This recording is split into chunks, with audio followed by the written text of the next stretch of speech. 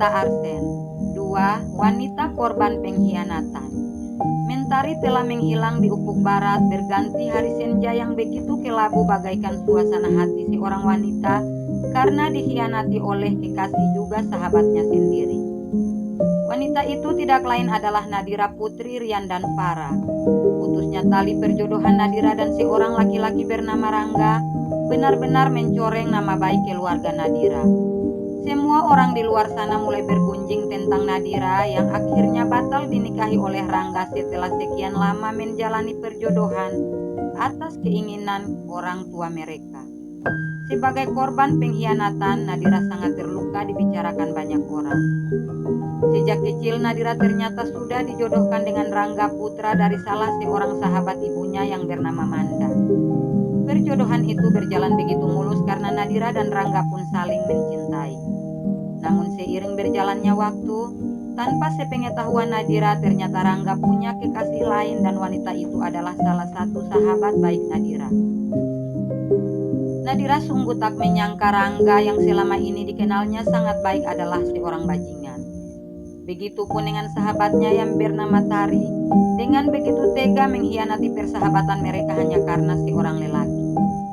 Kedua orang tua Rangga yang menginginkan Nadira untuk menjadi pendamping hidup putra mereka berusaha untuk memperbaiki semuanya. Tetapi semua sudah terlanjur. Tari sahabat Nadira telah mengandung anak dari Rangga. Tanpa berpikir panjang, Rian dan Farah langsung memutuskan perjodohan yang mereka sepakati beberapa tahun lalu. Setelah mengetahui kalau Rangga calon suami putri mereka sudah menghamili seorang wanita, yaitu Tari sahabat baik Nadira. Dan Nadira yang begitu hancur hanya bisa terdiam mendengar keputusan kedua orang tuanya. Dia sendiri tak punya alasan untuk mempertahankan perjodohan itu walaupun dia masih sangat mencintai Rangga.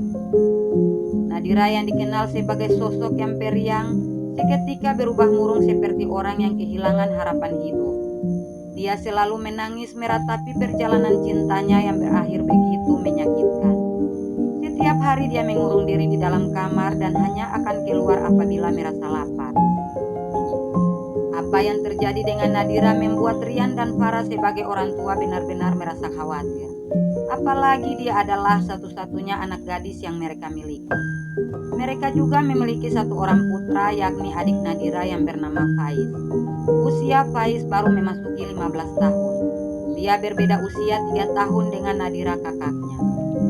Sejak anak kedua mereka lahir, Rian dan Farah langsung memutuskan untuk menetap di Indonesia setelah beberapa tahun tinggal di Malaysia.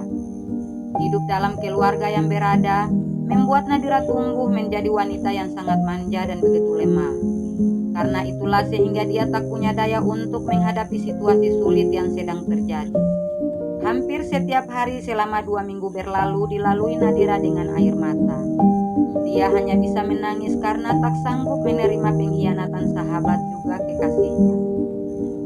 Selesai makan malam, Rian dan Farah langsung mengajak Nadira untuk mengobrol di ruang keluarga sebelum dia meninggalkan meja makan. Sebenarnya Nadira ingin menolak karena dia sudah mengetahui apa yang akan dibicarakan oleh kedua orang tuanya. Namun karena di sana juga ada kedua orang tua ibunya, akhirnya dia pun menurut dengan penuh keterpaksaan.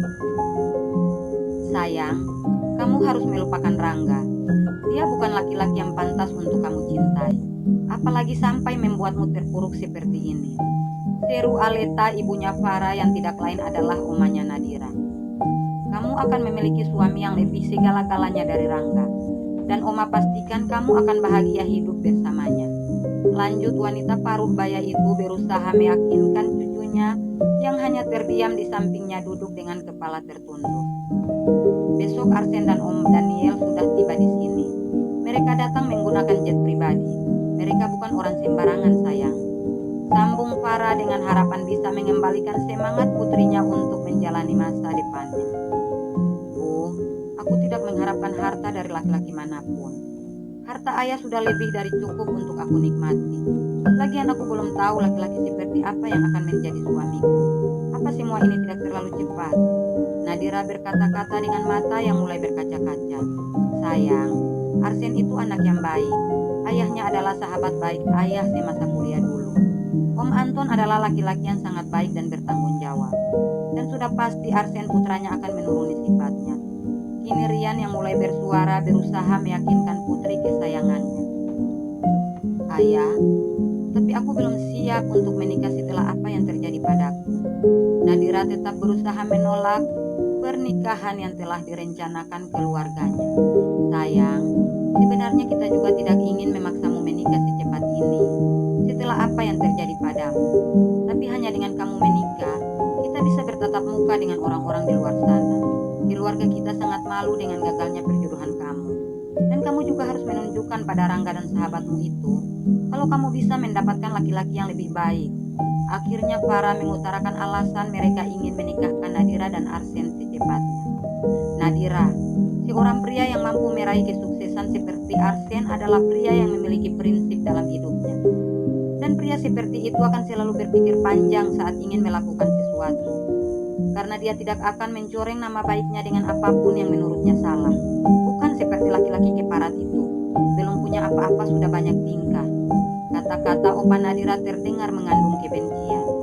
Mendengar penuturan satu persatu dari keempat orang yang berada di sekelilingnya, Nadira pun tak berdaya untuk membantah ataupun menolak pernikahan mendadak antara dia dengan laki-laki yang tak pernah dia jumpai walau di dalam tidur.